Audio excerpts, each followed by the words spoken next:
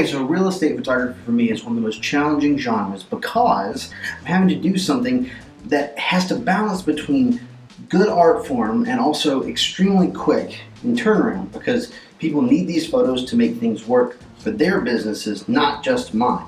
You know, with a wedding, I have 6 to 8 weeks to turn around photos. For this, I have somewhere around 24 to 48 hours, that I have to have everything ready and invoiced for these people that I'm shooting photos for. So I'm running from dimly lit rooms to bathrooms to all these other places inside of a house that I don't really even like to shoot. And then you have all these nice places that you have to focus, but you have to have all of that mixed together and make it look like it all comes together as one package. So that's why I think this is challenging. That's why I enjoy it. Watch me work.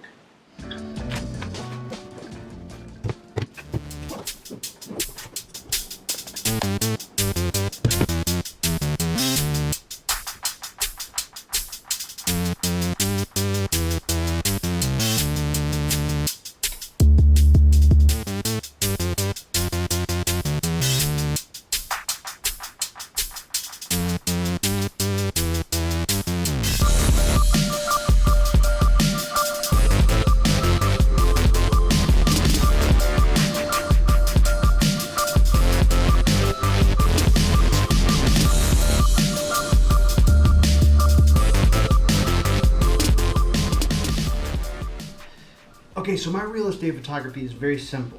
You have other guys like Mike Kelly and these other photographers that go out there and they take these fantastic shots with 400 images that they all composite together, and that's all well and good. That's amazing. Seriously, I love their work, but I don't have the option to work that slow. I have to work quicker. I have to work and be able to provide 40 images of a 4-bedroom that they can use over rental companies and MLS and all these other places that they use these photos. So I have to really work quickly. 10 to 24 lens, so I have super wide to almost a standard. I have my transmitter here that gives me all my information with my flashes. I can control zoom and power right here on the end, and that way I have these two flashes that work extremely well and easy with this, and I can work on the go. Now, normally I have a stand for one, and I keep one in my hand, or I put it on the GorillaPod, which currently I'm using for the GoPro. So I have lights that I can keep moving around, but when I'm running and gunning like I am today, I just take them and I use them on top of the dressers, or I use them on top of the door frames,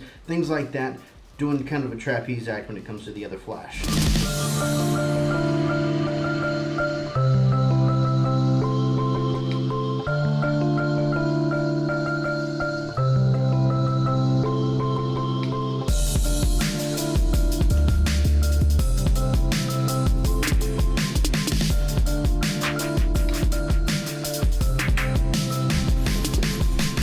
The room I despise most in every house is the bathroom. Now this one is pretty spacious, but it's still hard to shoot. The reason I don't like bathrooms is because there's always at least one mirror, maybe more, so I have more reflections to fight of myself inside of these images, things that I want to make sure to not do now, that way it's something I don't have to fix later.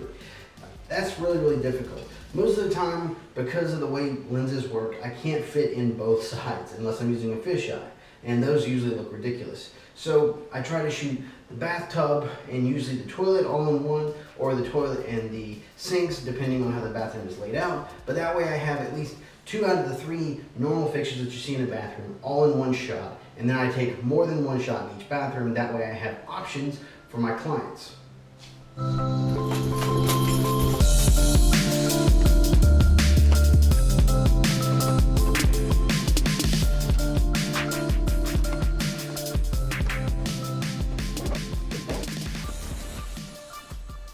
I help sell units, I help rent condos, I help do all that good stuff.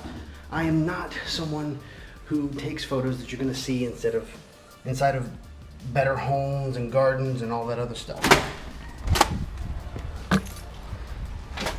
That being said, one thing that I am is a busy photographer. I work, so find something that you can make a living at. If there's anything I've learned since I started, it's that I'm not going to take the best real estate photography. But what I am is I'm going to take good real estate photography. And not only I'm going to take good ones, and I'm going to have people that want to hire me to do it. And that's my end goal.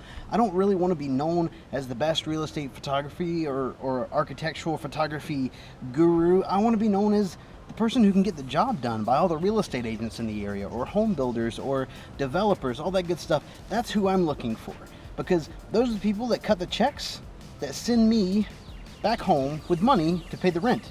So I don't really care about any of that other stuff, and I don't think you should either. First thing you should be worried about if you want to make a living in this industry is making money. If you want to be someone who can pay their bills with photography, the first thing you need to be doing is hustling to get all the clients that you can. And that is the best knowledge I can leave you with.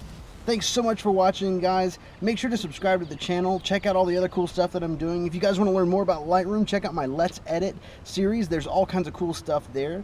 And also make sure to comment, like, subscribe, all that good stuff, so I know you guys are watching, liking. If you dislike something, let me know. Something I can change. Maybe something you'd like to see more of in the future.